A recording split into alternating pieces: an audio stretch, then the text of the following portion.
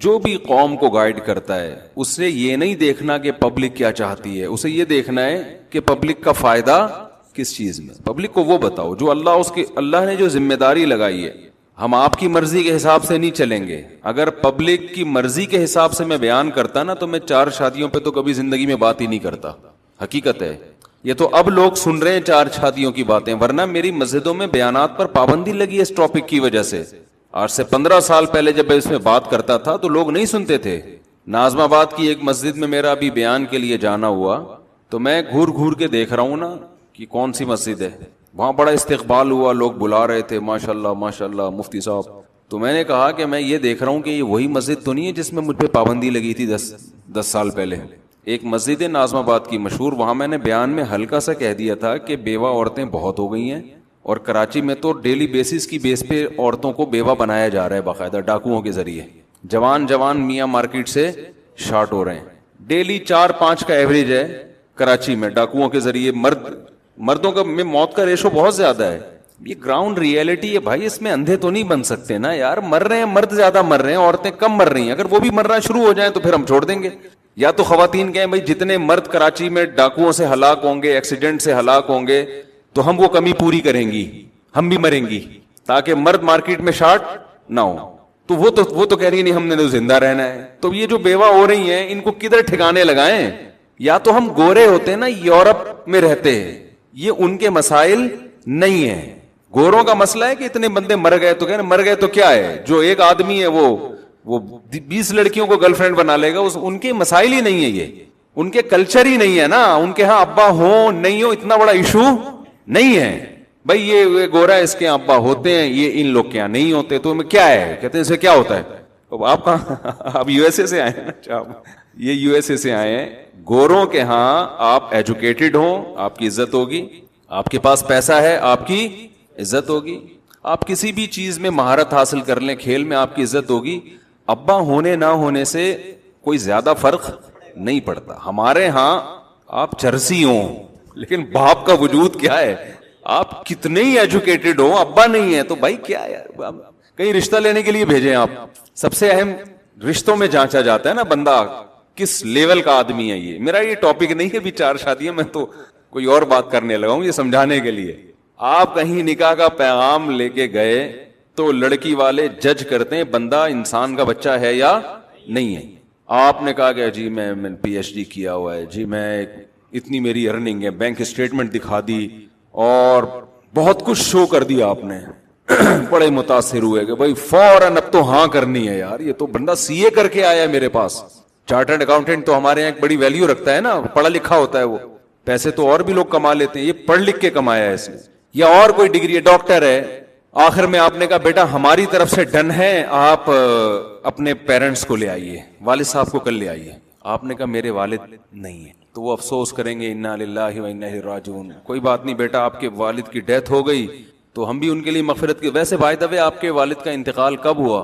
آپ کہیں گے ایکچولی میں یہ بتانا چاہتا ہوں میرے والد ہیں ہی نہیں۔ کہیں گے بیٹا ہوتا ہے، بعض دفعہ بچپن میں ڈیتھ ہو جاتی ہے، بعض دفعہ یہ ہوتا ہے کہ بچپن میں والد کا انتقال ہو جاتا ہے، بعض دفعہ یہ ہوتا ہے کہ آپ کی پیدائش سے پہلے بھی والد چلے جاتے ہیں، ہوتا ہے، تو کوئی مسئلہ نہیں ہے، والدہ کو لے آئیے۔ دیکھیے میں آپ سے عرض کرنا چاہ رہا ہوں میرے والد، کہیں گے کیا مطلب بھائی والد نہیں ہے، بغیر باپ کے کون پیدا ہوتا ہے؟ کہہ رہے ہیں وہ تو مجھے بھی پتا ہے، لیکن یہ کہ کون ہے، زندہ بھی ہیں یا مر گئے ہیں مجھے نہیں پتا۔ تو وہ سمجھیں گے شاید سیپریشن ہو گئی ہو، بعض دفعہ باپ بچوں کو چھوڑ کے چلا جاتا ہے، یا ماں بچے چھین لیتی ہے، باپ سے ملنے ہی نہیں دیتی، تو وہ آپ کے غم میں آپ کے ساتھ شریک ہوں گے۔ کوئی بات نہیں بیٹا، آپ کی والدہ نے چھین لیا ہوگا۔ آپ کہہ رہے ہیں بھائی میں آپ کو یہ سمجھانا چاہ رہا ہوں، پتہ ہی نہیں ہے مجھے ہے بھی کہ نہیں ہے۔ بتاؤ گلی کے کتے چھوڑیں گے نا آپ کے پیچھے وہ کہ اس کمبخت کو گھر تک پہنچا کے آؤ، یہ یہاں آیا کیوں؟ یہ کیا خیال ہے؟ گلی کے کتے چھوڑیں گے کہ نہیں چھوڑیں گے کہ بیٹا دوبارہ اس گلی میں پاؤں رکھا نا اچھا نہیں ہوگا۔ تو گوروں کے ہاں یہ مسئلہ نہیں ہے، شادی ہو گئی، لڑکی طلاق آ کے گھر بیٹھ گئی، ڈپریشن میں جا رہی، ان کے یہاں لڑکیاں طلاق ہو کے بعد ڈپریشن میں بھی نہیں جاتی، کہتے ہیں کیا سائنسی ترقی کرو یار، لائف کو انجوائے کرو۔ تو جو مذہب کو مانتے ہیں، غیرت، حیا، شرم، یہ سب چیزیں یہ تو ہمارے کلچر کا حصہ ہیں، ہمارے مذہب کا حصہ ہیں۔ کلچر تو بعد میں، کلچر کو تو اگر کلچر کا حصہ ہوتی نا تو میں کلچر چینج کروا دیتا آپ سے کہ بھاڑ میں جائے کلچر کی ایسی کی تیسی یار۔ بعض لوگ کلچر کی پیچھے پڑے رہتے ہیں نا, ہمارے کلچر میں ہمارے یہاں بہو بھی ہوتی ہے, داماد بھی ہوتے ہیں, وائف. میں کہتا ہے یار جب ایک چیز رشتے ہیں ہی نہیں مارکیٹ میں تو کلچر ہی کو چینج کر دو یار, گورے کو بھی تو کلچر ہے نا, تو چھوڑ دو کلچر ولچر کیا ہوتا ہے. ہم کلچر کو چینج کرنے کی کوشش کرتے, لیکن مسئلہ مذہب کا ہے.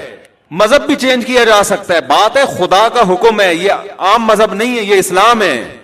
اور اسلام کا دعویٰ ہے وَمَن يَبْتَغِ غَيْرَ الْإِسْلَامِ دِينًا فَلَن يُقْبَلَ مِنْهُ.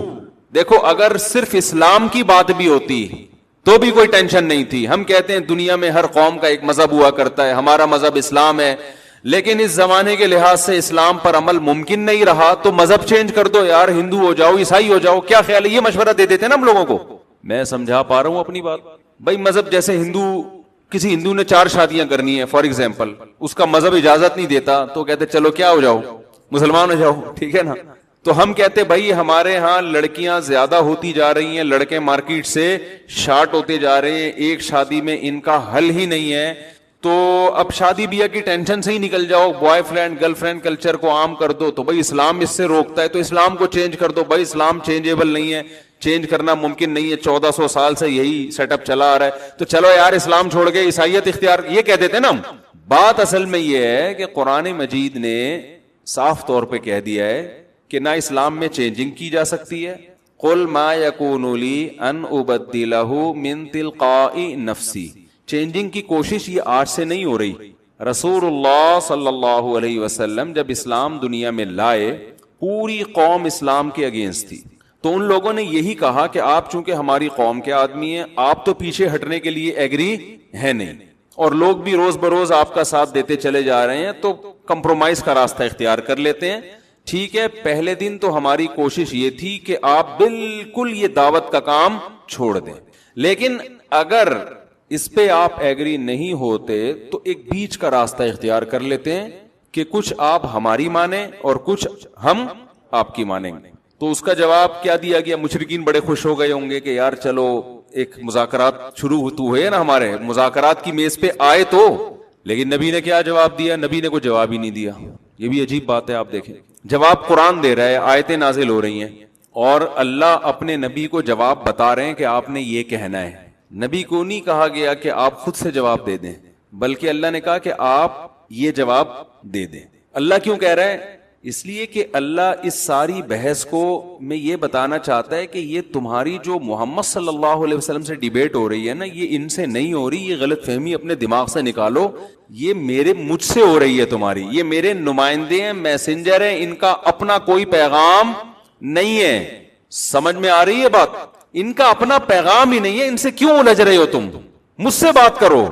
تو اللہ نے اپنے نبی سے کہا کہ قل ما یکون لی ان ابدلہ من تلقاء نفسی. اے نبی آپ ان سے کہہ دیجئے مجھ میں یہ طاقت ہی نہیں ہے کہ میں اس کو اپنی مرضی سے چینج کر لوں, یہ پاور ہی نہیں ہے میرے پاس, اتھارٹی نہیں ہے. جب آپ کو پتا چل جائے نا ایک آدمی میں اس کی طاقت ہی نہیں ہے تو آپ اسے بحث کرنا چھوڑ دیتے ہو. مثال کے طور پر آپ آئے اور آپ نے ایک مٹھائی کا ڈبہ رکھ دیا شوگر کے پیشنٹ کے سامنے کہ آپ پلیز 2 لڈو کھائیے نا, وہ چکھ بھی نہیں رہا. اب آپ بار بار کہہ رہے ہیں, وہ سرٹیفکیٹ دکھا دے گا بھائی ڈاکٹر نے مجھے مٹھائی کھانے سے منع کیا ہے, اور کہا کہ جس دن آپ نے لڈو کھایا وہ آپ کی زندگی کا آخری لڈو ہوگا. تو میرے اندر یہ طاقت ہے ہی نہیں کہ میں یہ لڈو کھاؤں.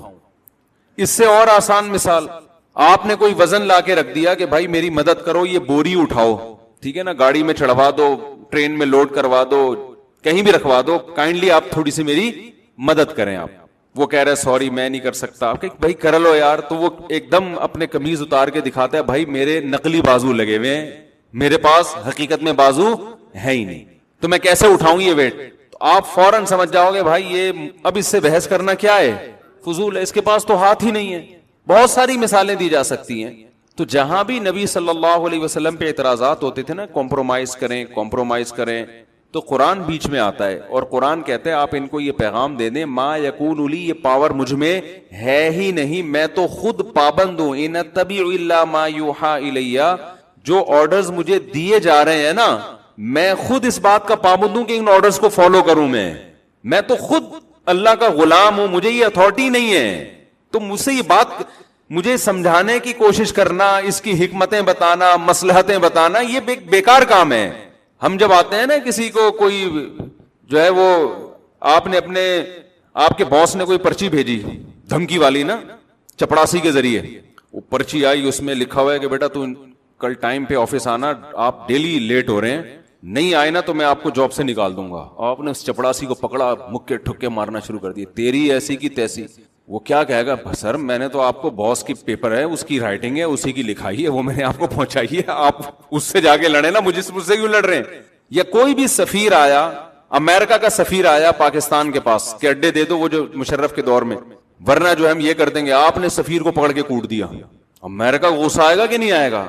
اور سفیر کو بھی غصہ آئے گا، بھائی میں تو میسنجر تھا، پیغام لے کر آیا تھا، آپ پرچی پھاڑ دیتے یا رکھ لیتے، وہ آپ کا ہیڈیک ہے، مجھے کیوں پیٹ رہے ہو پکڑ کے؟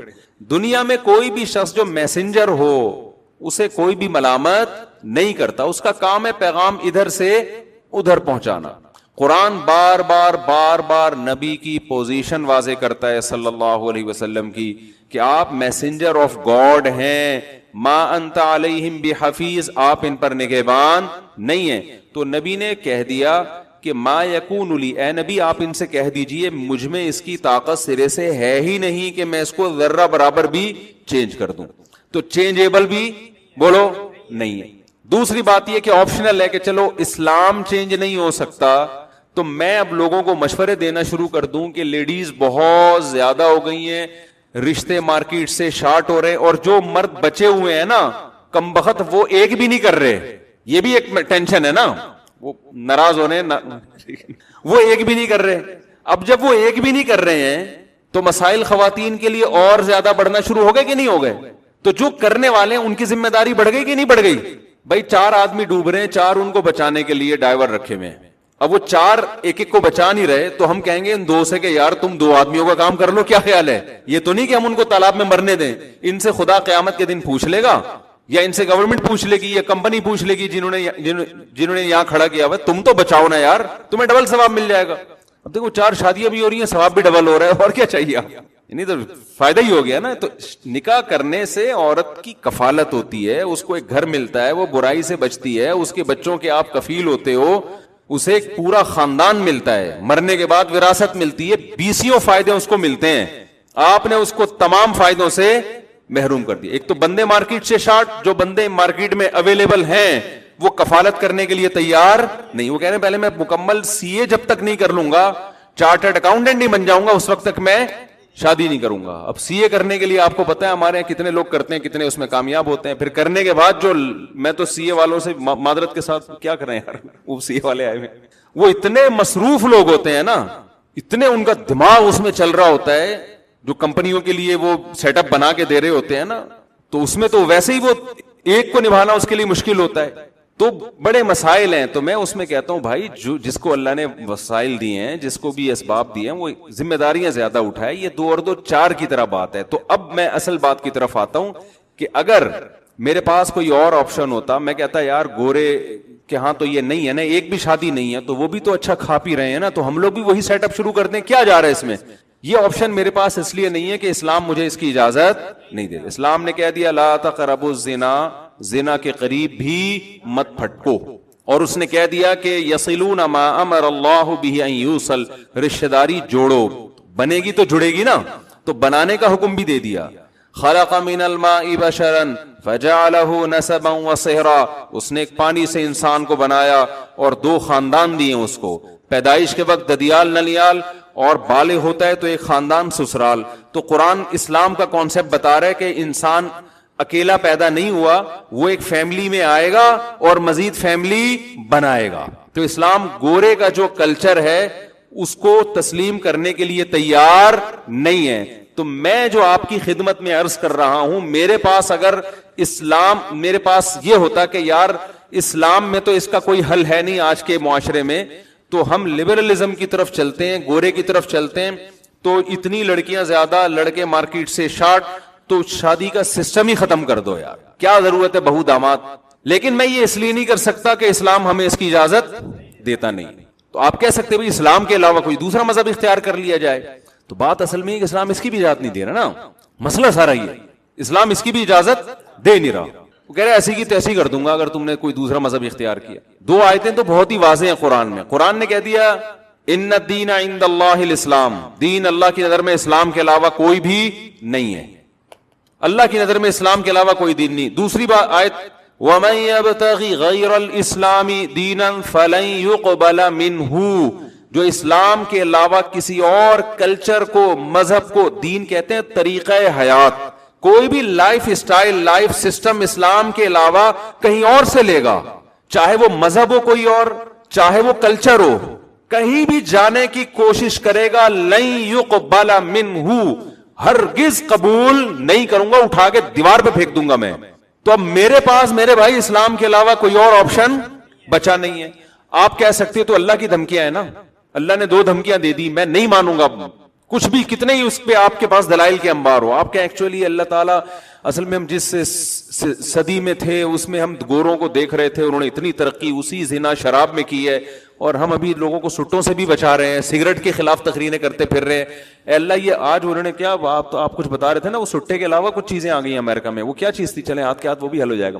ویٹ, امریکہ میں ویٹ بہت لی جا رہی ہے. ابھی پتہ نہیں چرس کا مہذب نام ہے یا ہیروئن کو پیار سے ویٹ کہتے ہیں, لیکن کوئی نشے کی چیز ہے.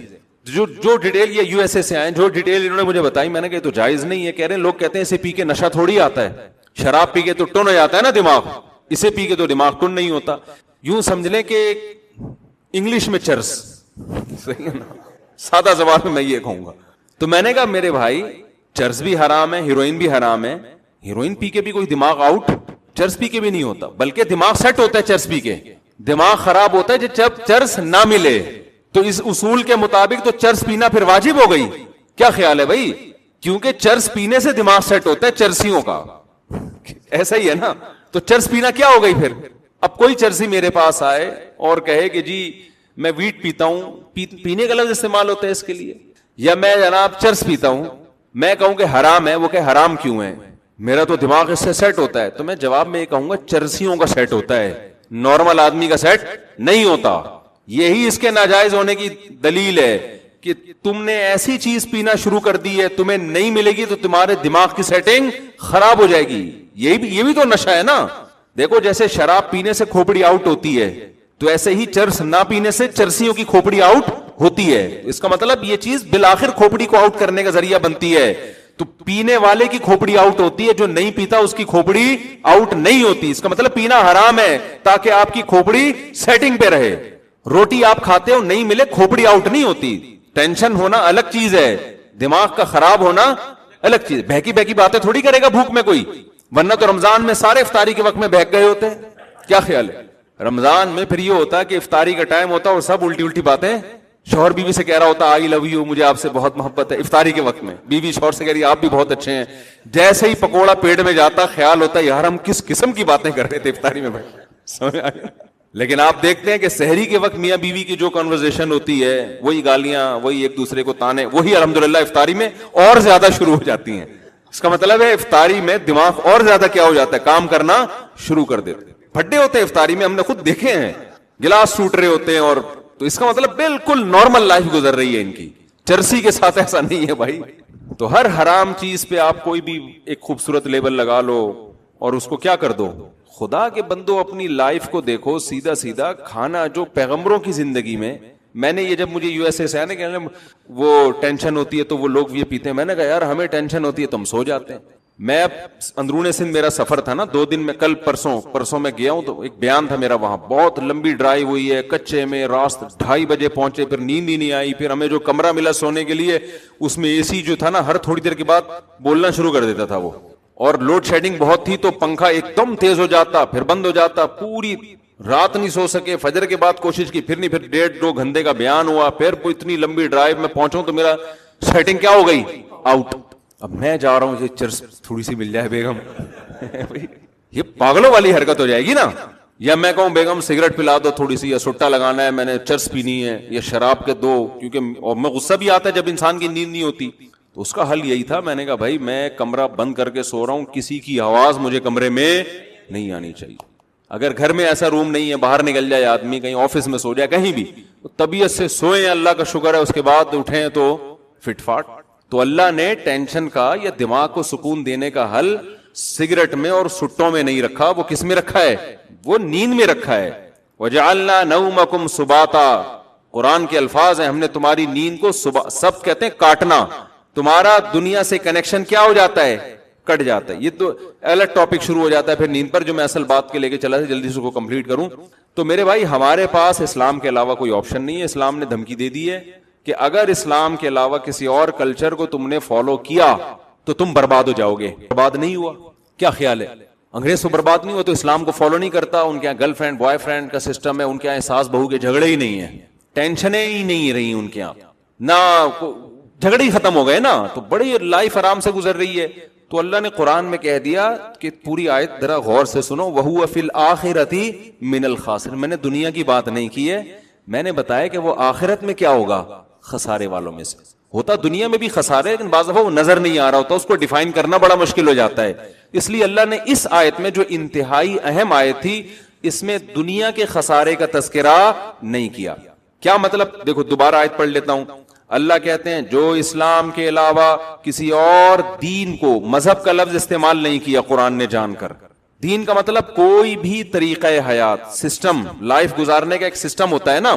بعض لوگوں کا کوئی سسٹم ہی نہیں ہوتا لائف گزارنے کا, تو وہ بھی ایک سسٹم ہی ہے. سمجھتے ہو کہ میں نے ویسی ہی زندگی گزارنی, یہ بھی ایک کانسیپٹ ہے. جیسے لوگ کہتے ہیں نا ہمارا کوئی فرقہ نہیں ہے, تو یہ بھی ایک فرقہ ہی ہے.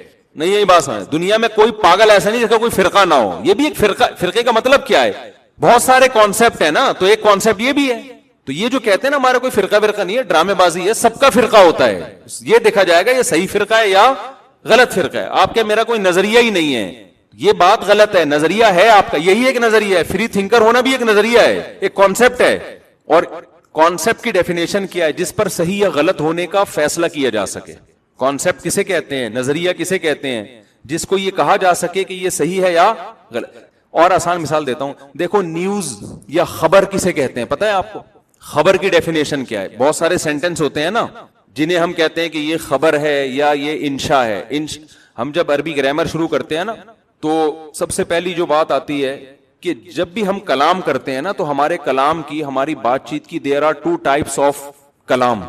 ایک قسم یہ ہوتی ہے کہ جس کو خبر کہا جاتا ہے, خبر, انگلش میں نیوز کہتے ہیں. ایک قسم وہ ہوتی ہے جو خبر نہیں ہے, جس کو جملہ انشائیہ کہتے ہیں. کوئی چیز آپ ایجاد کر رہے ہیں اس میں.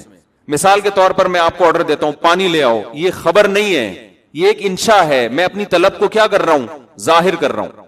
نکاح میں ایجاب و قبول ہوتا ہے, دولہے سے پوچھا قبول ہے, اس نے کہا ہاں قبول ہے. یہ خبر نہیں دے رہا, یہ نکاح کو ایجاد کر رہا ہے. جب قبول ہے بولتا ہے تو نکاح عدم سے وجود میں آ جاتا ہے. سمجھ میں آ رہی ہے بات؟ یہ خبر نہیں ہے. تبھی دولہا جب کہتا ہے نا, اچھا پہلے میں خبر کی ڈیفینیشن بتا دوں. خبر کہتے ہیں کہ جب بھی کوئی آپ نے ایسا جملہ کہا جسے یہ کہا جا سکے کہ یہ سچ بول رہا ہے, یا یہ کہا جا سکے یہ جھوٹ بول رہا ہے, تو ایسے سینٹنس کو کیا کہتے ہیں؟ خبر. سمجھ میں آ رہی ہے بات؟ مثال کے طور پر آپ نے کہا آج میں بھوکا ہوں, ہم کہہ سکتے ہیں جھوٹ بول رہا ہے, ہم یہ بھی کہہ سکتے ہیں سچ بول رہا ہے. یہ سینٹنس کیا ہے؟ خبر ہے. کیونکہ اسے سچ, خبر سچی بھی ہوتی ہے, کبھی جھوٹی بھی ہوتی ہے. اس کو سچ اور جھوٹ سے تعبیر کیا جا سکتا ہے. دولہا نے کہا, میں نے کہا جی آپ کے نکاح میں ہم نے فلاں خاتون کو اتنے مہر میں دیا, آپ کو قبول ہے؟ اس نے کہا قبول ہے. میں نے کہا جھوٹ بول رہا ہے سالا. یہ کہہ سکتا ہوں میں ایسے موقع پہ؟ سالے کو تو ویسے بھی نہیں کہہ سکتے اگر وہ خبر بھی کہہ رہا ہوں, دے رہا ہوں. وہ کہے گا میں کوئی خبر تھوڑی دے رہا ہوں, آپ نے کہا قبول ہے, میں نے اپنے ایک دل کے اظہار کر دیا کہ ہاں جی مجھے یہ رشتہ قبول ہے.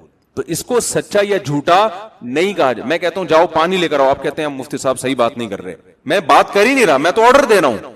بات, خبر, اس کی ڈیفینیشن کیا ہے؟ کوئی ایسا سینٹنس آپ استعمال کرتے ہیں جس کے بارے میں یہ آدمی کہہ سکتا ہے کہ یہ سچ ہے یا یہ جھوٹ ہے, تو ایسی خبر کو کیا کہا جا سکتا ہے؟ نیوز. قرآن کی خبریں ہیں, ہم کہتے ہیں سچی ہیں, کافر کہتے ہیں جھوٹی ہیں, لیکن ان کو کیا کہا جائے گا؟ یہ قرآن نے خبر دی ہے. سمجھتے ہو بات کو؟ کیونکہ سچا یا جھوٹا کہا جا سکتا ہے. باقی الگ بات ہے کہ کہنا ٹھیک ہے یا نہیں ہے. ہم تو کہیں گے کہ جھوٹی نہیں ہے, یہ سچی خبریں. تو اسی طرح یاد رکھو, کانسیپٹ یا عقیدہ یا نظریہ, اس کی ڈیفینیشن یہ ہے کہ اس کو یہ کہا جا سکے کہ یہ ٹھیک ہے یا یہ غلط ہے. کوئی فری تھنکر ہے کہ کہتا ہے کہ میرا کوئی کانسیپٹ ہی نہیں ہے, نہ میں اسلام کو صحیح کہتا ہوں نہ میں اسلام کو غلط کہتا ہوں, نہ میں عیسائیت کو صحیح کہتا ہوں، نہ میں عیسائیت کو غلط کہتا ہوں، نہ میں اس کا قائل ہوں کہ خدا ہے، نہ میں اس کا قائل ہوں کہ خدا نہیں ہے. میں تمام تھنکنگ سے فری ہو کے زندگی گزار رہا ہوں، لہذا میرا کوئی کانسیپٹ نہیں ہے. ہم کہیں گے تیرا یہی کانسیپٹ ہے. کیوں؟ اس لیے کہ یہ کانسیپٹ ٹھیک نہیں ہے. آپ فری تھنکر ہو کے زندگی گزارتے ہو نا، تو اس پر قرآن کہتا ہے آپ کو جہنم کی آگ میں ڈالوں گا، آپ کو خدا پر ایمان لانا پڑے گا. تو اللہ عذاب کیوں دے رہا ہے؟ اس لیے کہ آپ نے غلط نظریہ رکھا. تو اس کو قرآن غلط سے تعبیر کر رہا ہے کہ نہیں کر رہا؟ تو یہ جو کہتے ہیں نا ہمارا کوئی فرقہ نہیں ہے، ٹوپی ڈرامہ کر رہے ہوتے ہیں. یہ فرقہ آپ بنا رہے ہو. یوں کہو کہ یہ جو موجودہ فرقوں میں سے نہیں ہے، میں ایک نیا فرقہ مارکیٹ میں لانچ کر رہا ہوں. آپ یوں کہو کہ ایک نئی چیز آ رہی ہے. یہ نہیں کہو میرا کوئی فرقہ ہی نہیں ہے، ٹوپی ڈرامہ ہے. سمجھتے ہو گے نہیں سمجھتے؟ تو جب بھی دو کانسیپٹ ہوں گے تو تیسرا کانسیپٹ تیسرا فرقہ ہی کہلائے گا. آپ کہہ سکتے ہیں صحابہ کے دور میں تو کوئی فرقہ نہیں تھا، اس لیے کہ صحابہ کے دور میں اسلام کے اندر کوئی دوسرا کانسیپٹ تھا نہیں، ایک ہی کانسیپٹ تھا. جب دوسرا آ گیا تو پھر یا تو دوسرا صحیح ہے یا پہلا صحیح ہے. تو پہلے کو بھی فرقہ کہا جائے گا، دوسرے کو بھی. یہی وجہ ہے کہ حدیث میں جو آتا ہے کہ میری امت میں 73 فرقے ہوں گے، 72 جہنمی، 1 جنتی. تو وہ جنتی کو بھی نبی نے فرقے سے ہی تعبیر کیا ہے. 73 فرقے ہوں گے، ان میں 72 جہنمی. تو جو ایک بچے گا وہ ان 73 میں آ گیا نا. تو ان 73 کو نبی نے کیا کہا ہے؟ فرقہ کہا ہے. تو اب کوئی کہتا ہے میرا کوئی فرقہ ہی نہیں ہے، اس کا مطلب ان 73 فرقوں میں تم تو آ ہی نہیں رہے. کیا خیال ہے بھائی؟ تو یہ آج کل نئے نئے فرقے بن رہے ہیں. جماعت المسلمین آئے تھے، انہوں نے کہا یہ سب فرقہ واریت غلط، ہمارا کوئی فرقہ نہیں. میں نے کہا یہی ان کے 2 نمبر ہونے کی علامت ہے، یہی ان کے غلط ہونے کی علامت ہے کہ اسلام میں تو 73 فرقے ہوں گے، کوئی فرقہ ہی نہیں ہے. تو میں یہ عرض کر رہا تھا کہ قرآن نے ہمیں آپشن اگر دیا ہوتا نا. ہاں میں یہ عرض کر رہا تھا کہ قرآن نے کیا کہا کہ بھائی مجھے بھی کہا، آپ کو بھی کہا کہ یار چلو سوسائٹی کی اصلاح کے لیے جب ہمارے ہاں اتنی زیادہ لیڈیز کو ٹھکانے لگانا ممکن نہیں، تو ٹھکانے لگانے کی فکر ہی چھوڑ دو، بلکہ ان کو بتاؤ اصل مسئلہ ہمارا ایجوکیشن ہے. جیسے کہ لبرل لوگ بات کر رہے ہوتے ہیں. لبرل کبھی آپ میڈیکل کالج میں شادی کے فضائل نہیں سنیں گے. میڈیکل کالج میں آپ ایڈمیشن لیں گے تو وہاں آپ کو فضائل ہوں گے. بھئی جراثیم آج کل بہت پھیل رہے ہیں، ڈینگی سے کیسے بچا جا سکتا ہے، اور ہمیں یہ کرنا چاہیے. اسکولوں میں اسپرے کے فضائل سنائے جا رہے ہیں نا، کہ کیونکہ صحت تو معاشرے میں، سوسائٹی میں صحت تو سب کو چاہیے. آپ اگر کسی بزنس یونیورسٹی میں بزنس پڑھنے کے لیے چلے جائیں، آئی بی اے وغیرہ یونیورسٹی میں، تو آپ کو بزنس پڑھایا جا رہا ہوگا بھائی دیکھو ایسے مارکیٹنگ ہوتی ہے اور اس طرح سے پیسے کمائے جائے. اس میں ایک شادی وادی کا ٹاپک آئے گا ان میں ٹاپک. آپ U S A P H D کرنے کے لیے چلیں، شادی وادی کا ہاں ان کی ایک اگر آپ وہ پڑھ رہے ہیں یعنی سوشل سائنس پڑھ رہے ہیں تو اس میں ایک چھوٹا سا حاشیے میں کہیں چیپٹر ہوگا کہ ونس اپون اے ٹائم لوگوں میں یہ تھا کہ میاں بیوی بن کے رہا کرتے تھے، تو اس کا معاشرے میں یہ فائدہ تھا. ایک بہت کوئی ویلیو نہیں ہے اس کی. ہو سکتا ہے جو ٹیچر یہ پڑھا رہا ہو وہ خود انمیرڈ ہو 70 سال کی عمر میں بھی. تو یہ ٹاپک مذہب کا ہے، یہ ٹاپک آپ کے یونیورسٹیوں کو پروفیسروں کا نہیں ہے. تو یہ مذہب کا ٹاپک ہے، اس لیے ہمیں بتانا پڑتا ہے. اب سوسائٹی کی اصلاح کے لیے ہم جب یہ بات کرتے ہیں تو میرے پاس اسلام کے علاوہ کوئی آپشن نہیں ہے، اس کی میں نے وجہ آپ کو بتا دی. دوسرا، اسلام کیا کہتا ہے کہ اگر اسلام کو فالو نہیں کرو گے، سوال پیدا ہوتا ہے بھائی اسلام ہی کو ہم کیوں فالو کریں، ہوتا ہے نا سوال. تو اس کا قرآن نے جواب دے دیا کہ بھائی مسئلہ سارا یہ ہے کہ وَمَن يَبْتَغِ غَيْرَ الْإِسْلَامِ دِينًا، اسلام کے علاوہ کسی اور چیز کو دین بناؤ گے، آخرت میں بیڑا غرق کر دوں گا میں تمہارا. آخرت میں کیا کر دوں گا؟ بیڑا غرق. ایسا چھوٹا موٹا بیڑا بھی غرق نہیں ہوگا. النار وعدها اللہ الذین کفروا، آگ ہے جس کا میں نے ان لوگوں سے وعدہ کر رکھا ہے جو اسلام کو فالو نہیں کرتے. تو اب میرے بھائی اگر گورا بہت ترقی بھی کر لینا اسلام سے ہٹ کے، تو میری نظر میں اس ترقی کی کوئی ویلیو بچی نہیں. ہاں جب بچے گی جب میں اللہ کی ان دھمکیوں کو سیاسی دھمکیاں سمجھوں، یا مجھے اللہ کے ہونے میں ہی شک و شبہ شروع ہو جائے، یا مجھے اس قرآن کے ہونے میں کہ پتہ نہیں اللہ کا کلام ہے بھی یا نہیں ہے، یہاں اگر مجھے شک پیدا ہو گیا، پھر میں کہوں گا یار ایک چیز جو میں نے اپنی آنکھوں سے دیکھی نہیں ہے، نہ جنت دیکھی، نہ جہنم دیکھی، نہ میں نے اللہ کو دیکھا، نہ میں نے اللہ کے رسول کو دیکھا، تو میں خامخواہ میں ہوائی باتوں کی بیس پہ معاذ اللہ میں کیوں اتنا بڑا کام کرنا شروع کر دوں جس کے یقینی فائدے کا نہ مجھے علم ہے، اور نہ جو دھمکیاں وہ قرآن لگا رہا ہے اس کے بھی یقینی خطرات مجھے نہیں ہیں. یہ ایک معقول سوال بظاہر بنتا ہے. سمجھ میں آ رہی بات کی نہیں آ رہی؟ اس کی ایک مثال ایسے، ہندو اپنے پنڈت جی کے پاس آیا، پنڈت جی نے کہا یہ کرو، یوں کرو، اتنے پیسے فلان مندر میں دے دو، اتنے کروڑ وہاں دے دو، آخرت میں جو جنت کو کیا کہتے ہیں وہ لوگ جو بھی کہتے ہیں بہرحال گناہ کو پونا کہتے ہیں نا، پونا، گناہ کو پونا کہتے ہیں. पुनिया, पुनिया, अबे गुनाह को क्या बोलते हैं? पाप, और नेकी को पुनिय ना, पुनिय का लफ्ज कहीं सुना हुआ है मैंने, इसलिए मैं कर, वो कहते हैं कि भाई तुम इस मंदिर में इतने पैसे दे दो और इतने लाख रुपए खर्च कर दो, बेचारे खून पसीने की कमाई से कमाए, तो वो कहेगा मुझे क्या मिलेगा, क्या आखिरत में आपको पुन्ना मिलेगा। हम प्यार से पुन्ना कह देते हैं, वो जो उमरदी कहते हैं करेक्शन करते रहेंगे उसकी बैठ के, आपको ये मिले मुन्ना मिलेगा, चलो आखिरत में बहुत अच्छा सा, क्या मिलेगा आपको? सवाब मिलेगा। यार सीधा सीधा उर्दू में ही कह दें, हमें नहीं आ रही हिंदी, सवाब मिलेगा आपको उनके हिसाब से जो भी सवाब होता है। तो अगर छोटी मोटी रकम होगी ना, ट्रायल बेसिस पे इंसान दे सकता है, चलो भाई यार ट्राई करके देख लो, अगर आखिरत निकली, जन्नत निकली। जैसे इस्लाम ही की मिसाल देते हैं, हम हिंदू की मिसाल क्यों ले? मौलवी साहब ने तकरीर की, भाई मस्जिद के डब्बे में जो चंदा डालेगा उसे जन्नत की हूर मिलेगी। अब आदमी कहता है यार 500 रुपए में अगर हूर का चांस भी है ना, 100% यकीन तो नहीं आ रहा। भाई हम तो कब्रों में मुर्दों को जाके देख रहे हैं, मर के मिट्टी होके क्या हो रहे हैं, खत्म हो रहे हैं। नजर तो यही आ रहा है ना जन्नत नजर आ रही है, ना अल्लाह नजर आ रहा है, लेकिन 1% चांस है कि यार 1 अरब मुसलमान कम से कम दुनिया में हैं, तो शायद ये सही कह रहे हो कि जन्नत भी है और जहन्नम भी है।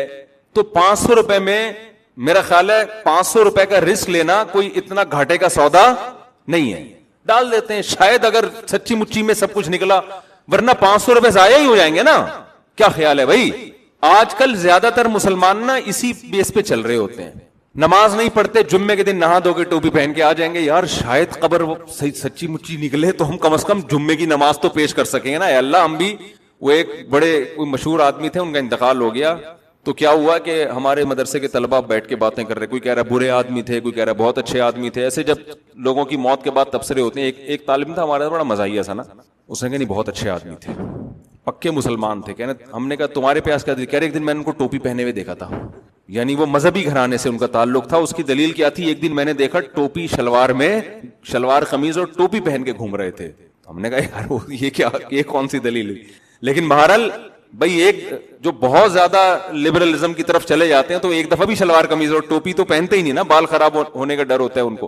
तो अब मसला क्या है कि अगर 100% यकीन नहीं होता तो आदमी ट्राई कर लेता है कि 500 रुपए में हूर का चांस लेने में कोई हर्ज नहीं। लेकिन यही मौलवी साहब अगर आपसे कहें कि 5 करोड़ रुपए इस डब्बे में डाल दो और गारंटी से कहता हूं कि तुम्हें 70 हूरें मिलेंगी, आदमी कहता है मौलवी साहब 70 क्या 70,000 भी हो ना, 5 करोड़ की रकम में दांव पे लगाने, नहीं मिली तो क्या होगा?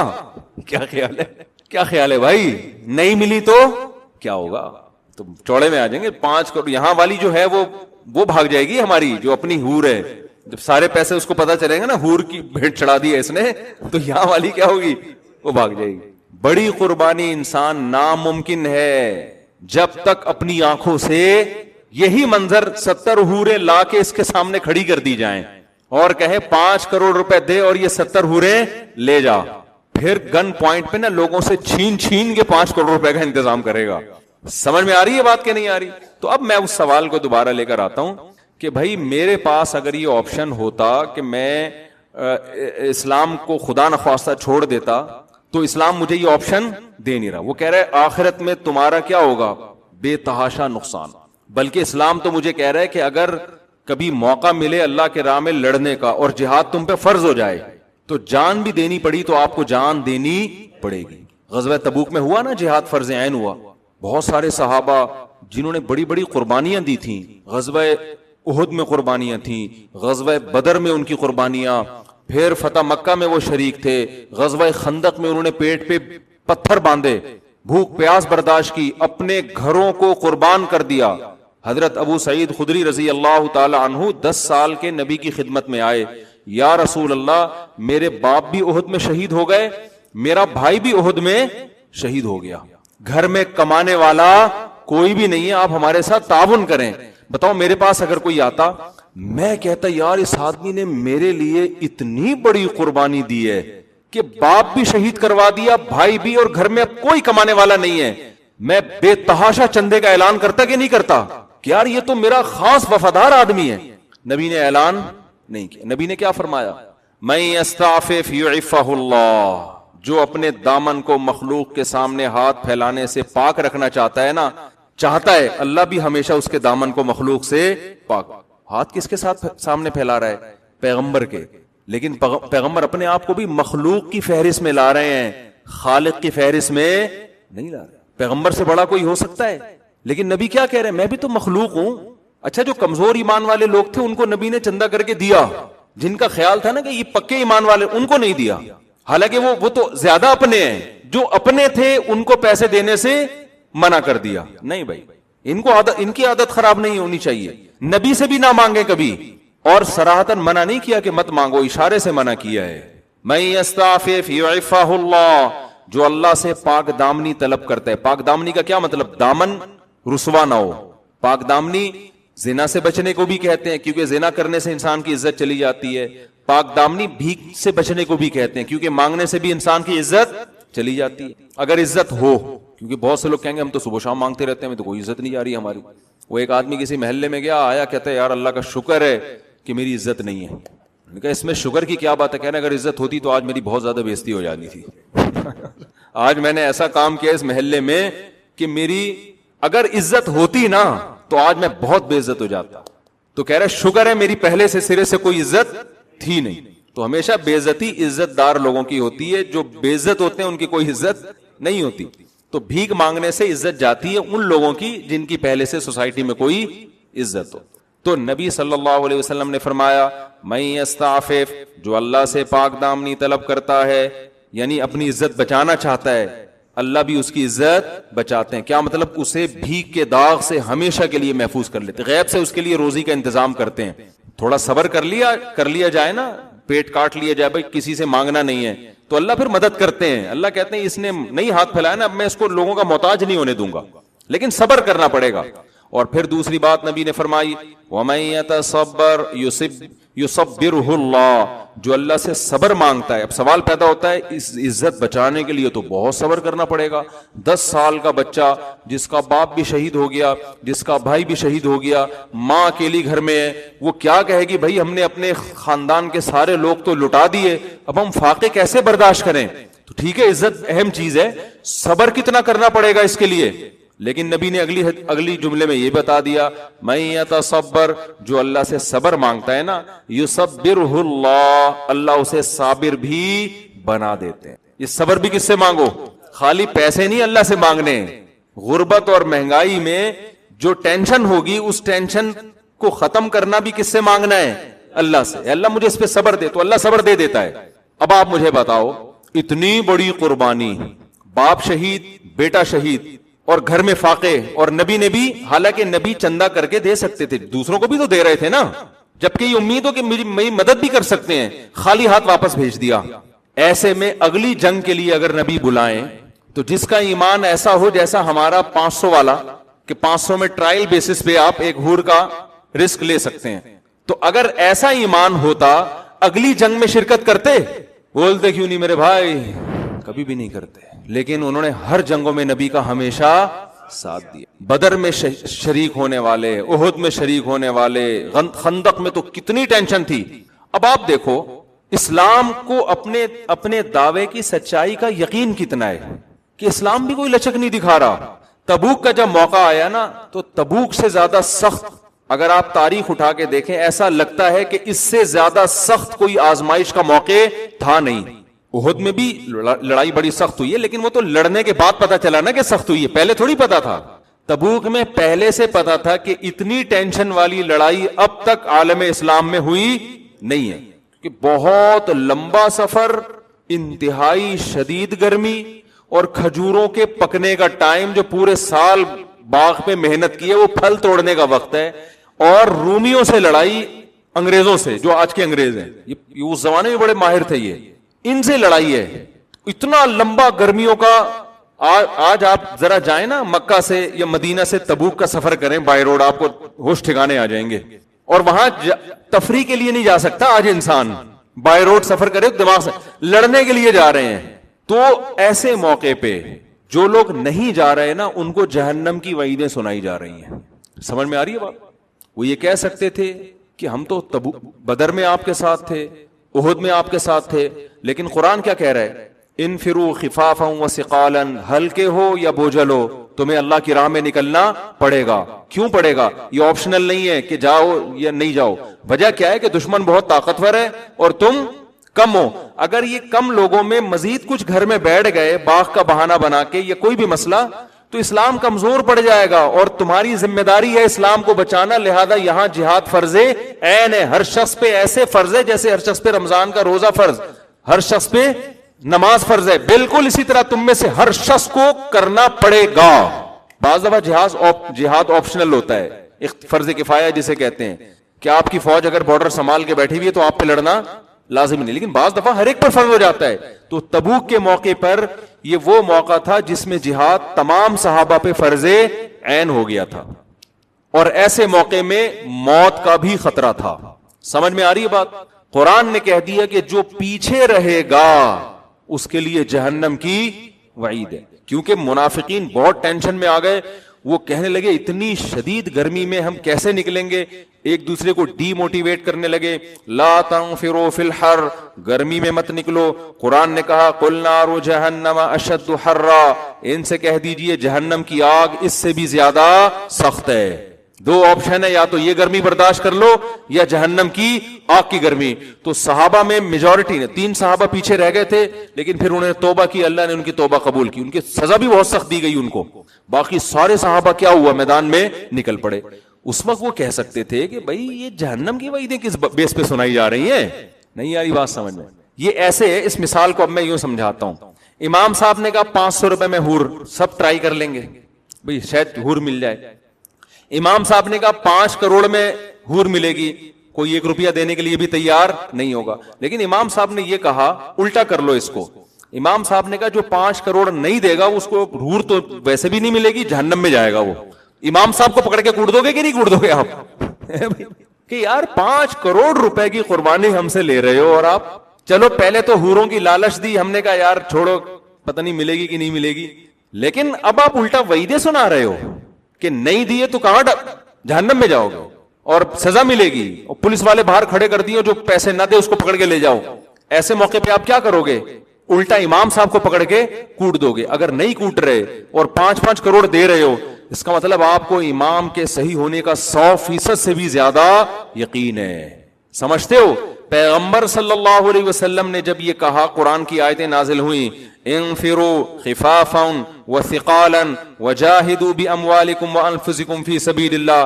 تبوک میں تم ہلکے ہو یا بوجھل, تمہیں نکلنا پڑے گا. نار جہنم اشد حرا, جہنم کی آگ اس مدینہ کی گرمی سے زیادہ سخت ہے. سارے کے سارے صحابہ ایسا نکلے ہیں کہ بعض صحابہ ایسے تھے جو نبی کے پاس آئے, نبی نے عرض کی, نبی نے فرمایا کہ میرے پاس کوئی سواری نہیں ہے میں تمہیں بٹھاؤں, نہ کوئی پیسے ہیں کہ تمہارے لیے کوئی سواری کا میں انتظام کروں, تم واپس چلے جاؤ. قرآن کہتا ہے تولوا واعینہم تفیض من الدم, روتے روتے واپس گئے ہیں کہ اتنا بہترین موقع خدا کو راضی کرنے کا ہم سے مس ہو رہا ہے. نہیں یہی بات سمجھ میں, اس کی مثال وہ اصل میں حور کے بغیر سمجھ میں ہی نہیں آتی بات. یہ ایسے ہے جیسے 5 کروڑ روپے امام صاحب نے کہا آپ کو دوں گا, آپ مجھے دو, اس میں حور ملے گی, نہیں دیے تو کٹ لگے گی ٹائٹ والی, تو ہم تو دیں گے ہی نہیں نا. ہمیں کیا پتا سچ بول رہے ہو, لیکن ہمارے ایمان کا لیول کیا ہوگا کہ ہم 10 کروڑ لے کر آئیں اور امام کہہ رہے ہو کہ چونکہ ڈبہ بھر گیا مزید پیسے نہیں, اور ہم روتے ہوئے واپس جا رہے ہو کہ یار اتنا بڑا آپشن کیا ہو رہا ہے, ضائع ہو رہا ہے. یا تو یہ امام اتنا بڑا 2 نمبر ہے معاذ اللہ کہ اس نے ایسے چاپلوسی والی باتیں کر کے اور ایسے گھما پھرا کے لوگوں کو الو بنا دیا ہے, یا خدا کی قسم یہ سچا ہے اور اس کے پاس اتنے زبردست دلائل ہیں اپنے سچے ہونے کے. کیونکہ اگر یہ 2 نمبر ہوتا ہے نا تو قوم کے جاہل اور بالکل ہی مینٹل لیول جن کا کسی کام کا نا, وہ اس سے متاثر ہوتے, جیسے پھونکو والی سرکار سے ہوئے ہیں متاثر. پھونکو والی ایک سرکار آئی ہوئی ہے مارکیٹ میں, ان کی پتہ نہیں پھونکیں ختم ہی نہیں ہو رہی ہیں. ایک پھونکو والی سرکار مارکیٹ میں آئی ہوئی ہے, فیس بک پہ لکھیں پھونک مار مار کے. میں پہلے سے ریسرچ کر رہا تھا اتنی پھونکے بندے کے پاس آئی کہاں سے ہے نا, مسلسل پھونکے مار رہے. اب پتہ چلا کہ وہ ہدیے جو نذرانے آتے ہیں نا انہی سے پھونک بھر رہی ہے. یہ گیس کا سلنڈر میں جو گیس بھر رہی ہے, کیونکہ اتنی پھونک نکل نہیں رہی ہے جتنی ہدیے اور نذرانے کے ذریعے پھونک آ رہی ہے. تو یہ روحانی عامل جو ہوتے ہیں نا, یہ اتنی, ہم تو 2-4 دفعہ پھونک لگائیں دم کرنے کے لیے, ہم کہتے ہیں بھائی ہمارے پاس ٹائم ختم ہو گیا, پھونک بھی ختم ہو رہی ہے ہماری, ٹھیک ہے نا. لیکن جب نذرانے آنا ایک پھونک پہ اتنے پیسے مل رہے ہو آپ کے, تو پھر انسان گیس کا سلنڈر بن جاتا ہے. خیر, تو رسول اللہ صلی اللہ علیہ وسلم کے پاس کیا موٹیویشن تھی کہ غیب کی بات ہے, نہ جنت صحابہ نے دیکھی اور نہ جہنم, لیکن جن کو تبوک میں واپس کیا جا رہا ہے اعینہم تفیض من الدم, رو نہیں رہے, بے تحاشا رو رہے ہیں. اللہ یجدوا ما ينفقون, کہ ان کے پاس پیسے نہیں ہے, سواری نہیں ہے جس میں بیٹھ کے وہ تبوک میں جائیں. اور جن لوگوں پر اثر ہوا ہے وہ ابو بکر, عمر, عثمان, علی جیسے لوگ ہیں جنہوں نے لاکھوں مربع میل علاقوں پر حکومت کی ہے. اس کا مطلب وہ قوم کے ذہین ترین لوگ تھے, قوم کے ذہین ترین لوگ تھے. تو یہ صاف اس بات کی علامت ہے کہ جس کی موٹیویشن پہ جا رہے تھے نا, جس نے جنت کا کہہ دیا اور یقین کر لیا, اس شخصیت نے اپنے سچے ہونے کے دلائل کے ان کے سامنے اتنے انبار لگا دیے تھے کہ یہ وہ امام ہے جو 5 کروڑ پہ وعید بھی سنا رہا ہے, تو جس کے پیسے وصول نہیں کیے جا رہے وہ روتا ہوا واپس جا رہا ہے. سمجھ میں میرا خیال ہے نہیں آ رہی آپ لوگوں, یہ جھوٹے نبی کے ساتھ ایسا ہو نہیں سکتا. سمجھ رہے ہو؟ تو وجہ کیا ہے کہ صحابہ نے آپ کے معجزے دیکھے, آپ کی سیرت دیکھی, ان کو یقین تھا کہ یہ غلط نہیں کہہ رہے ہیں. تو میں یہ عرض کر رہا ہوں کہ بھائی اگر یہ آپشنل ہوتا, اللہ مجھے کہتا کہ آپ اسلام کے علاوہ کسی اور کلچر کو فی الحال لے لو, دیکھو گورے اتنا کامیاب ہو گئے, وہ نکاح کا سسٹم, ایک شادی بھی نہیں ہے, تم 4 کی بات کر رہے ہو, بچے زیادہ پیدا کرو, 2 بچے ہی اچھے والا وہاں سے لے لو, بچے زیادہ پیدا کرنے سے غربت آئے گی, آتی واتی نہیں, ایک لوگوں نے مثال وہ مشہور کیا ہوا ہے. تو میں اسلام کے علاوہ کسی اور چیز کو لے لیتا, کسی بھی طریقہ حیات کو, اگر اسلام پرمیشن دیتا تو میں ضرور لیتا. اسلام پرمیشن بھی نہیں دے رہا بلکہ دھمکیاں لگا رہا ہے, کسی اور طرف کھسکنے کی کوشش کی تو شدید نقصان ہوگا. اے اللہ کدھر نقصان ہو رہا ہے؟ وہ آدمی نہ نماز پڑھتا ہے, نہ روزے رکھتا ہے, نہ زکوٰۃ دیتا ہے, اور وہ تو اسلام کو فالو نہیں کرتا, وہ تو ترقی کر رہا ہے. اللہ نے کہا پوری آیت سن لو, فی الآخرۃ من الخاسرین, وہ دنیا کی بات نہیں ہم کر رہے, کہاں نقصان ہوگا اس کو؟ آخرت میں بیڑا غرق ہو جائے گا, اور چھوٹا موٹا بیڑا غرق بھی نہیں ہوگا. ہم کہیں اللہ یہاں بھی تو بیڑا غرق ہو رہا ہے نا, تو اللہ کہے یہ کچھ بھی نہیں ہے, آخرت میں آگ ہے جہنم کی جس میں ڈالوں گا. تو اگر میرے بھائی ہمیں اسلام کی ان باتوں پہ شک ہوتا تو ہم چھوٹی موٹی قربانی دے دیتے, زیادہ بڑی قربانی دینے کے لیے تیار نہ ہوتے. کیا خیال ہے؟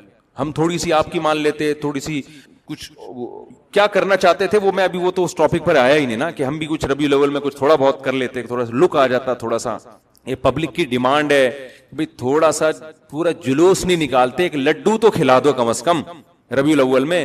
ہمارا مذہب ہمیں لڈو کھلانے کی بھی اجازت اسلام نہیں دے رہا اجازت.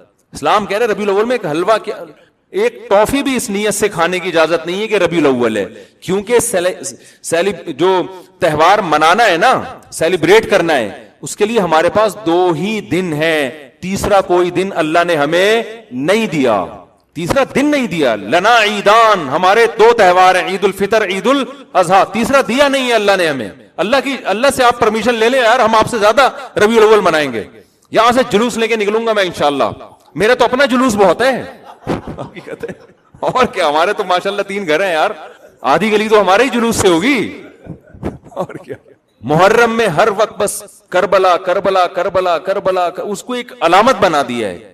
کربلا ایک تاریخی واقعہ ہے جس میں 2 رائے نہیں ہو سکتی. سیدنا حسین ابن علی پر بہت بڑا ظلم ہوا ہے, اس میں 2 رائے نہیں ہے. اس ظلم کو بیان کر کر کے رونا سنت ہے, یہ کون سی حدیث میں ہے؟ رونے کی محفلیں سجانا سنت ہے, یہ کون سی حدیث میں ہے؟ لوگ کہتے ہیں ہمارے نبی حضرت حسین کی شہادت کا سن کے روئے ہیں. کیا ہر سال محرم میں روئے ہیں؟ جب فرسٹ ٹائم آپ کو خبر ملی اس وقت روئے, غمزدہ ہوئے, لیکن ہر سال اس واقعے کو تازہ کر کر کے نبی صلی اللہ علیہ وسلم نے رونے کا کوئی محفل نہیں سجائی. جب غم کی خبر پہنچتی ہے رونا نیچرل ہے, وہ غیر اختیاری ہے, وہ بھی ثواب نہیں ہے کہ آپ باقاعدہ روئیں. نبی صلی اللہ علیہ وسلم کی نواسی کا انتقال ہوا, آپ روئے, یہ غم کی خبر پہنچی نا, کیا ہر سال روئے ہیں؟ نا نا نا نا, رونے پر آپ صلی اللہ علیہ وسلم نے رونے کو پسند نہیں کیا, صبر کو پسند کیا ہے. ایک عورت قبر پہ کھڑی ہو کر رو رہی تھی نا اپنے بچے کی, آپ نے فرمایا صبر کرو, وہ نبی کو پہچانی نہیں, اس نے کہا آپ کو جو غم پہنچا ہوتا نا مجھے پہنچا, اسے طنز کیا اس نے. تو میں دیکھتی آپ کیسے صبر کا مشورہ دیتے ہیں. گھر چلی گئی, پتہ چلا کہ بھئی تو پیغمبر تھے, تو نبی کے پاس آئی, عرض کیا یا رسول اللہ میں صبر کروں گی. آپ نے فرمایا انما الصبر عند الصدمۃ الاولى, جب صدمہ پہنچے نا اس وقت صبر کا ثواب ملتا ہے, بعد میں سب کو صبر آ جاتا. اب بعد میں باقاعدہ ایک تو یہ کہ آپ صبر کریں وہ بھی نہیں کر رہے, پھر آپ رونے کا پراپر پروگرام کر رہے ہیں, خود بھی رو رہے ہیں, لوگوں کو بھی رلا رہے ہیں. میرا دین اگر مجھے اس کی اجازت دیتا تو ہم اس سے بڑا رونے کا پروگرام رکھتے بھائی, یہاں پہ ہم اس سے بڑی محفل سجاتے. ہم نے حسین کی سیرت کو فالو کرنا ہے, سیدنا حسین رضی اللہ تعالیٰ عنہ کی, ہم نے اہل بیت کی سیرت کو فالو کرنا ہے, ہم نے پیغمبر کی سیرت کو فالو کرنا ہے. لوگ کہتے ہیں آپ کو نبی کی ولادت کی خوشی نہیں ہو رہی. آپ کو کیسے اندازہ ہو گیا نبی کی ولادت کی خوشی ہو رہی کہ نہیں ہو رہی؟ آپ کیسے طنز کر رہے ہو؟ اس کا مطلب صحابہ کو بھی پھر خوشی نہیں, کیونکہ صحابہ تو ربیع الاول نہیں مناتے تھے. کوئی ایک اتنا لفظ دکھا دو, ضعیف سے ضعیف موضوع من گھڑت حدیث دکھا دو جس میں کسی صحابی نے ربیع الاول کے دن کسی صحابی کو مبارکباد دی ہو یا نبی نے مبارکباد دی ہو. کہیں بھی ایک حرف بھی ہمیں نہیں ملتا. اور پھر طنز کتنے کیے جاتے ہیں, ان کو نبی سے محبت نہیں ہے. میں ایک آج کل ایک بڑے وہ آ رہے ہیں, ان کے کلپ آ رہے ہیں, کیا نام ہے یار, ساحل ندیم, ساحل ادیم, ساحل ادیب, ایک ینگ سے ہیں, بڑے ینگسٹر میں, ساحل ندیم نام ہے, رے کے ساتھ ہے ساحر, ساحل ہے نا, رے تو جادوگر ہو جائے گا, ساحر. ساحل ندیم صاحب ہیں, آج کل ان کے بڑے کلپ آ رہے ہوتے ہیں. تو میں کبھی کبھار دیکھتا ہوں نا واٹس ایپ اور فیس بک کو, دیکھتا ہوں کہ اس نیت سے نہیں دیکھتا کہ دلچسپی, وہ اس لیے کہ پتہ چلے کہ مارکیٹ میں ہو کیا رہا ہے, تھوڑا سا اپڈیٹ رہنے کے لیے. تو اس میں ہر طرح کی چیزیں سن رہا ہوتا ہوں میں, کبھی کوئی شیعہ کی تقریر آ رہی ہوتی ہے وہ سن رہا ہوتا ہوں, کبھی ہری پگڑی والوں کی تقریر, پتہ چلتا ہے مارکیٹ میں ہو کیا رہا ہے. عجیب, فیس بک کی دنیا بھی بڑی عجیب ہے. ایک طرف آ رہی ہوگی, ایک فیس بک پہ نا ایک کلپ آ رہا ہوگا, سائنسدان جا رہے ہیں ادھر, وہ نا اوپر سے چھلانگ لگا رہے ہیں, کوئی چاند پہ جا رہا ہے, کوئی خلائی سیارے چھوڑ رہے ہیں. نیچے آ رہا ہوگا, اسی کے نیچے پاکستانیوں کی آ رہی ہوگی نیچے آ رہی ہوگی, اور وہ فتوا لگا رہا ہوگا نا دوسرے پہ, یہ ایسا ہے, چیلنج ہے, میں قیامت تک جواب نہیں لا سکتا. اب جو پڑھے لکھے, نیچے پھر کوئی سائنٹسٹ جاپان کا آیا ہوا ہوگا نا, وہ ایک ٹرین ایجاد کر رہا ہے جو 500 کلومیٹر سے بھی زیادہ آگے چلے گی. اب کیسے چلے گی؟ ہوا میں چلے گی جی. یا کوئی ایسی سرنگ ایجاد کر رہے ہیں اب 2 گھنٹے میں کراچی سے لندن. گوروں کی نا ساری اس طرح کی کلپس آ رہے ہوتے ہیں, پاکستانیوں کے کلپس ایسے آ رہے ہوتے ہیں, وہ تقریر کرتے کرتے 2 فٹ اچھل رہا ہے, اچھل کے اوپر جا کے دھڑام سے نیچے آیا تو اسٹیج ہی ٹوٹ گیا اس کا نا.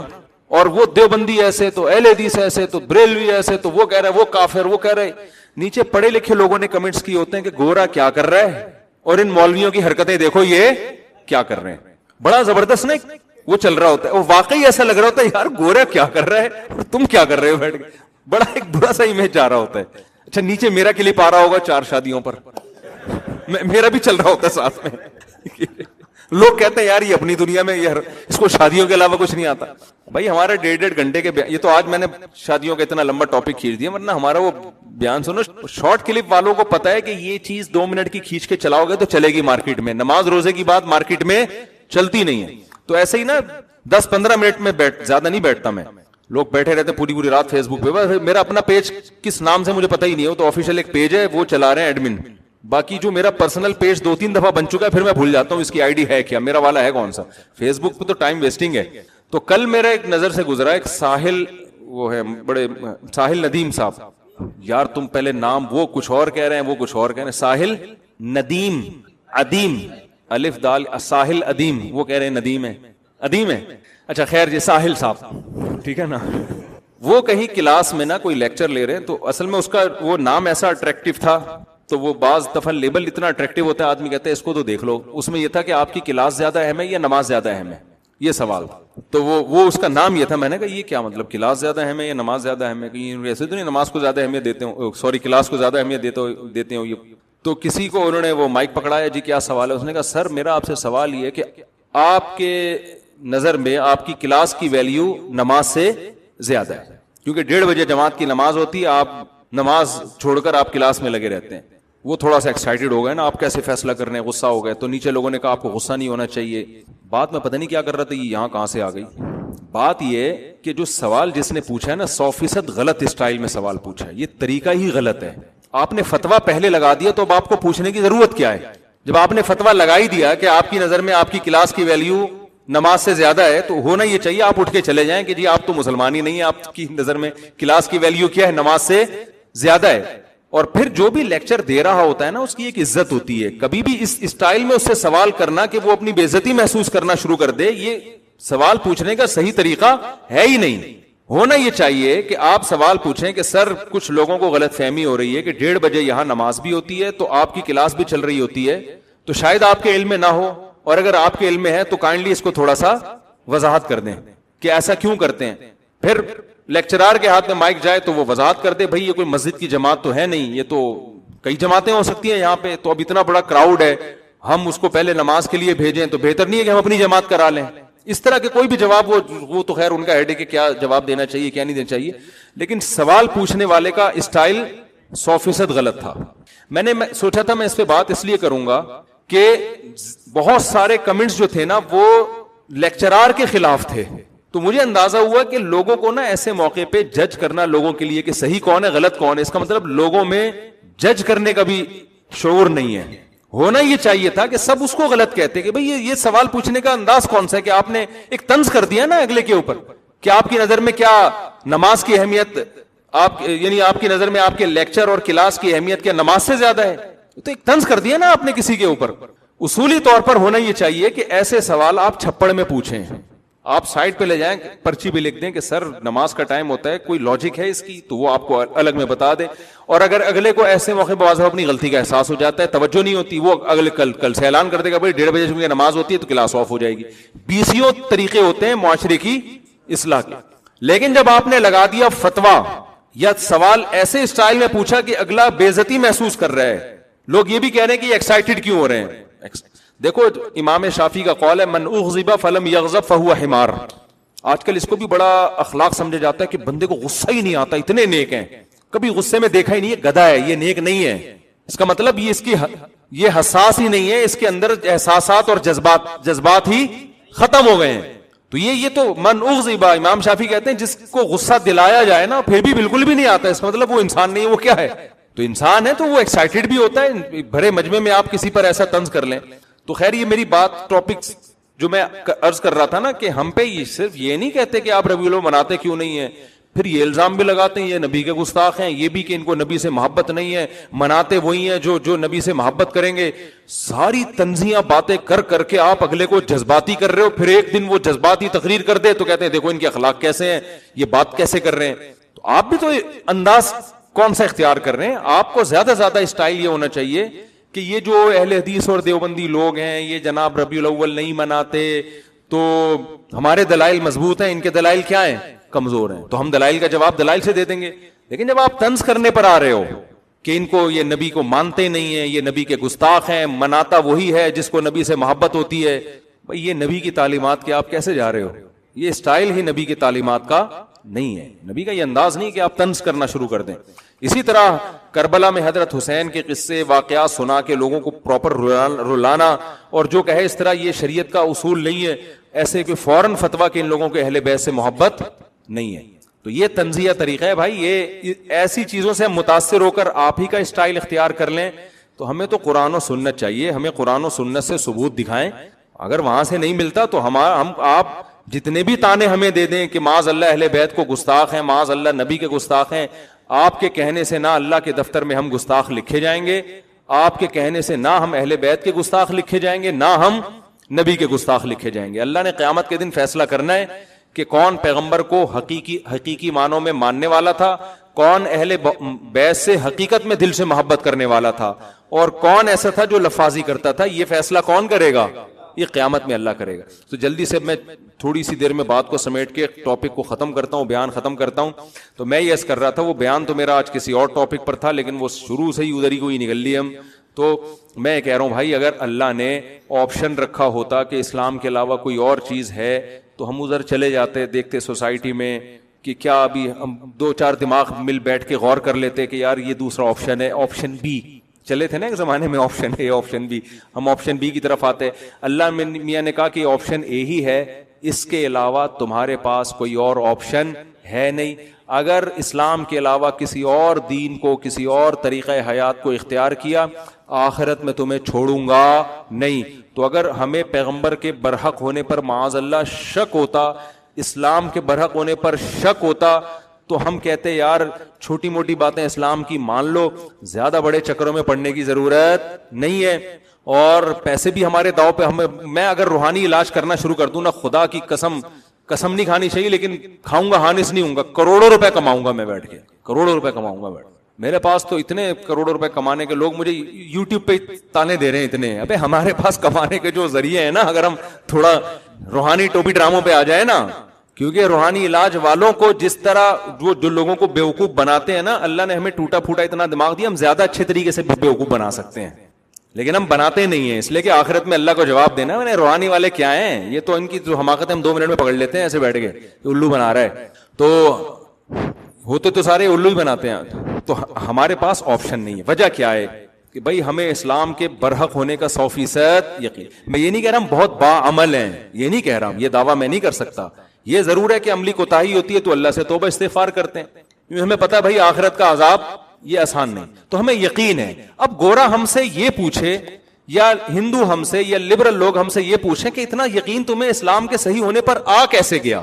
دیکھو اگر اسلام کا یہ دعویٰ سچا ہے نا کہ اسلام کے علاوہ کسی اور کلچر کو فالو کرو گے جہنم کی آگ میں ڈالوں گا, اگر واقعی اسلام سچا ہے پھر یہ چھوٹی بات نہیں ہے, پھر یہ بہت بڑی بات ہے, کیونکہ دنیا تو تھوڑے دنوں میں ختم ہو جائے گی بھائی, پھر یہ چھوٹی بات نہیں ہے. پھر اسلام کو ماننا پڑے گا اگر اسلام سچا ہے. پھر اسلام فیملی پلاننگ کو نہیں مانتا, جب نہیں مانتا تو ہمارے پاس اب یہ فیملی پلاننگ میں بچے زیادہ ہونے سے غربت بڑھے گی, ٹوپی ڈرامہ ہے بھائی ہمارے لیے, تو یہ بحث ہی فضول ہے. یہ تو ہم لبرل لوگوں کو سمجھانے کے لیے جو اسلام کو نہیں مانتے, ہم ان کو سمجھانے کے لیے بتاتے ہیں کہ یونائٹڈ نیشن کی ریسرچ ہے کہ دنیا میں آبادی اتنی تیزی سے بچوں کی پیدائش گری ہے کہ یہ بہت بڑا مسئلہ بن گئی ہے. لیکن اگر یونائٹڈ نیشن کی رپورٹ یہ ہو کہ بچے پیدا ہونے سے دنیا برباد ہو رہی ہے, ہم پھر بھی اس رپورٹ پر عمل تھوڑی کریں گے. ہم کہیں گے آپ کی رپورٹ ہے بھائی, اللہ کی رپورٹ کچھ اور ہے. ہم تو پہلے اللہ پھر یونائٹڈ نیشن کو بھی ہم مانتے ہیں, اللہ کے بعد مانتے ہیں. ہم ایسے بھی نہیں کہ یونائٹڈ نیشن کو خام خامے نہ ہی مانے, وہ بھی کھوپڑی رکھتے ہیں, دماغ رکھتے ہیں, بیٹھتے ہیں, فیصلے کرتے ہیں, کچھ سوچ سمجھ کے ہی کرتے ہیں نا. وہ بھی ہمارے بعض مذہبی لوگ ہر چیز میں یونائٹڈ نیشن کو غلط کہتے ہیں, یہ غلط ہے. وہ کہتے ہیں یہودیوں کی اور ہر چیز, ایسا نہیں ہے. ہم یونائٹڈ نیشن میں جب تک ہمارے اوپر تعلقات نہیں تھے نا, لوگ ہم بھی پھینکتے رہتے تھے بیٹھ کے کہ پولیو کی ویکسینیشن یہ یونائٹڈ نیشن والوں نے ٹھکوا رہے ہیں ہمارے کولوں میں. یہ اصل میں بچے رکوانے کے لیے, جب ہمارے کچھ سائنسدانوں سے رابطے ہوئے جن کی بڑی بڑی داڑیاں ہیں, یونائٹڈ نیشن کے ممبر رہ چکے ہیں, وہ لوگ WHO میں ڈاکٹرز کے حیثیت سے کام کر رہے ہیں, ان سے سلام, انہوں نے کہا بھائی ایسا کچھ بھی نہیں ہے, اس پر کسی ایک ملک کی اجارہ داری ہے نہیں. یہ دنیا کے بڑے بڑے ملک ہیں جن کی آپس میں جنگیں ہیں. تو یونائٹڈ نیشن کا جب کوئی لا آتا ہے تو وہ ان کی نیت انسانیت کا بھلا ہی ہوتی ہے. وہ الگ بات ہے کہ وحی کی تعلیمات نہیں ہے تو انسان تو ایک حد تک سوچ سکتا ہے نا, بعض دفعہ انسانیت کا بیڑا غرق ہو رہا ہوتا ہے, ٹھیک ہے نا, لیکن ان کی نیت غلط نہیں ہوتی, واللہ عالم. خیر, تو اگر اسلام برحق ہے تو بھائی اسلام نے جو کہا زنا پہ آگ میں جانا پڑے گا. اسلام نے کہا کہ غربت کے خوف سے نسل نہیں روک سکتے آپ, بچے زیادہ ہوں گے تو کھائیں گے کہاں سے, اس نظریے سے آپ کو نسل روکنے کی اجازت نہیں ہے, وغیرہ وغیرہ اور بہت سارے نظریات. تو اب اسلام اگر سچا ہے تو میرے پاس اس کے علاوہ کوئی آپشن ہے نہیں. پھر تو یہ بڑی خطرناک باتیں کر رہا ہے کہ آگ میں ڈالوں گا, اور کامیابیاں بھی اللہ کہتے ہیں 70 حوریں ملیں گی. حدیث میں آتا ہے جس کو غصہ آیا ناحق, غصہ جاری کر سکتا تھا, یہ سوچ کے پی گیا کہ اللہ راضی ہوگا. جیسے باپ پہ آ رہا ہے غصہ, بیوی پہ آ رہا ہے, ماں پہ آ رہا ہے, تو جاری کرنا ثواب ہے, پینا ثواب ہے, پینا ثواب ہے نا. تو آپ اگر غصہ پی لیں گے, بہت سے ماہر نفسیات کیا کہتے ہیں, ایکچولی جب آپ غصہ پیتے ہیں تو ایکچولی وہ ہوتا ہی ہے کہ اس سے آپ کی باڈی ایک یوں کرتی ہے, وہ گھٹ جاتے ہیں وغیرہ وغیرہ. وہ تو کی ٹرم تو مجھے نہیں آتی. اسلام کہتا ہے بھاڑ میں جائے ماہر نفسیات, پی لو, اللہ آخرت میں اس کا اجر دے گا. سمجھ میں آ رہی ہے بات؟ ماہر نفسیات ایسے کہتے بھی نہیں, لیکن اگر کوئی کہہ رہا ہو, ماہر نفسیات بھی بعض دفعہ بیان سن رہے تو کہہ رہے یار ہماری واٹ لگاتے رہتے ہو بلا وجہ, تو وہ جو بھی کہتے رہے, بالفرض اگر کسی کو مشورہ دے رہے ہو کہ پینے سے ایکچولی یہ ہوتا ہے اور نکال دو تو انسان ٹھنڈا ہو جاتا ہے, پھر لوگ نکالنے کے لیے, ہر آدمی کا نکالنے کا اسٹائل یہ نہیں دیکھ رہے ہوتے کہ غصہ نکالے گا یہ تو ٹھنڈا ہو جائے گا, اگلا گرم ہو جائے گا. پھر کتنے لوگوں نے اپنے ڈپریشن کے علاج میں دوسروں کو ڈپریشن کا مریض بنا دیا ہے. جیسے ایک ماہر نفسیات کی تقریر تھی, میں نے خود سنی, بڑے مشہور ڈاکٹر ہیں, نام نہیں لوں گا. انہوں نے, ان سے کسی نے پوچھا دوسری شادی کے نتیجے میں کیا ہوتا ہے, اس نے پھر بڑی ایک منطق کہ ایکچولی جب آپ سیکنڈ میرج کرتے ہیں تو فرسٹ وائف پہ آپ کے ڈپریشن کی کیفیت طاری ہوتی ہے, اس کا ٹرسٹ آپ پہ ختم ہو جاتا ہے. آج کل ایک بڑا مسئلہ یہ ہے کہ چھوٹی سی بات کو اصطلاحات کے ذریعے ایسے سمجھایا جاتا ہے جیسے اگلا کہتا ہے یار کو بہت ہی بڑی پہنچی ہوئی فلم ہے. آج میں سن رہا تھا اس کے فضائل نا, کوئی نیوٹریشنسٹ کیا ہوتے ہیں یار, وہ نیوٹریشن ہوتے ہیں نا, وہ جو غذاؤں کے فضائل بیان کر رہے ہوتے ہیں, بہت ان میں بہت سے ہمارے ملک میں بڑے بڑے پھینکو بھی ہوتے ہیں, یہ کھا لو تو یہ ہو جائے گا. تو وہ سہاجنا کے فضائل بیان کر رہے تھے. یہ سہاجنا نہیں ہے یہ جو درخت ہے بڑا مشہور, ہمارے یہاں بھی لگا ہوا ہے, میں نے 6 درخت لگائے وہ تقریریں سن کے, لیکن مجھے شروع سے لگ رہا تھا یار یہ کوئی پھینکو ہے کوئی بہت بڑا نا. سہاجنا کے پتے کی آپ ویڈیو دیکھیں, آپ کہو گے یار دنیا میں کچھ کھانے کی ضرورت نہیں ہے. ان پتوں کے ایسے فضائل سنے آپ لوگوں نے. سہاجنا میں وٹامن اے بھی ہے, تو وٹامن بی بھی ہے, تو وٹامن سی بھی ہے, تو وٹامن ڈی بھی ہے, اور اس میں پروٹین بھی ہے, اور اس میں کارب بھی ہے. شوگر زیادہ ہے تو کم کر دے گی, کم ہے تو بڑھا دے گی, موٹوں کو کم کرے گی, کم کو موٹا کر دے گی. او بھائی اتنی 70 بیماریاں, 1000 بیماریاں, اتنی بیماریوں کا سہاجنا میں. مجھے وہ اندازہ ہو گیا بھائی یہ بہت پہلے میں نے ایک سنا نا سہاجنا کے فضائل, میں نے کہا یار بڑا اچھا درخت لگا لینا چاہیے گھر میں. بس اس کے بعد پھر اتنے فضائل, میں نے کہا بھائی اس کی کوئی ویلیو نہیں ہے. تھوڑا بہت ہوگا ہر چیز, نیم کے پتوں کے بھی کچھ نہ کچھ فضائل ہیں, خون صاف کرتا ہے. کوئی بھی یوٹیوب پہ دیکھو نا, فلاں چیز بہت ہی بینیفیشل ہے, اس کے بینیفٹس بہت زیادہ ہیں, اس کا مطلب یہ جھوٹ بول رہا ہے. اللہ نے کوئی ایسی چیز نہیں بنائی. ابے صبح صبح اٹھ کے پراٹھے کھاؤ, انڈا کھاؤ, چائے پیو, آفس جاؤ, کارمینا کھا لو 2 گولی اگر وہ ہضم نہیں ہو رہا, آؤ اپنا آرام سے بھنڈی کھاؤ. یار بھنڈی کے کبھی فضائل سنے آپ نے؟ مجھے بھنڈی نہ ملے میں تو مر جاؤں. اس کا مطلب بھنڈی ایسی چیز ہے. بھنڈی کھائی تھی مفتی طارق مسعود نے, بچ گئے. بھائی وہ بھنڈی کا عادی ہے یار, اس کو بھنڈی پسند ہے. ہر چیز پہ رپورٹیں بھی مل جائیں گی. ان چیزوں سے قطعاً متاثر مت ہو. پھر میرے ایک بہت بڑے ڈاکٹر سے رابطہ ہوا, میں نے کہا یہ کیا ہے سہاجنا ایسا ہے, اس کو سونے کے پتے ہیں کیا یہ؟ انہوں نے کہا بھائی اتنی بڑی کچھ بھی نہیں ہے, یہ ہے تھوڑے بہت فائدہ ہے, اچھی چیز ہے, اتنا نہیں ہے جتنا لوگوں نے بنا لیا ہے. انجیر کے فائدے پڑھنا شروع کرو, آدمی سب کچھ گھر سے بچے پھینک دیتا ہے گھر سے باہر, یار نکالو اس کو, انجیر آ گھر میں.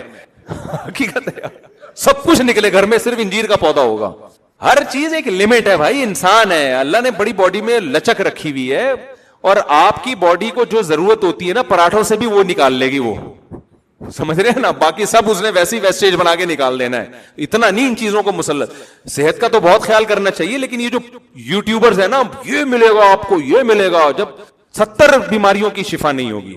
2-3 کا کہہ دیا تو ٹھیک ہے تھوڑا بہت, پھر بھی ڈاکٹر کو بتا دو کہ حضرت 2-3 ہے, کھا لو ٹرائی کرنے میں, 500 روپے میں اگر حور کا آپشن مل رہا ہے آپ کو, ٹھیک ہے نا, ٹرائی کر لیتے ہیں, شاید مل جائے. کیا خیال ہے یار؟ کہاں سے کہاں چلا گیا میں, بات پتہ نہیں گیا. میں بس واقعی 4-5 منٹ میں نا بات ختم کر رہا ہوں, میرے مہمان بھی بیٹھے ہیں, وہ بھی غصہ ہو رہے ہوں گے.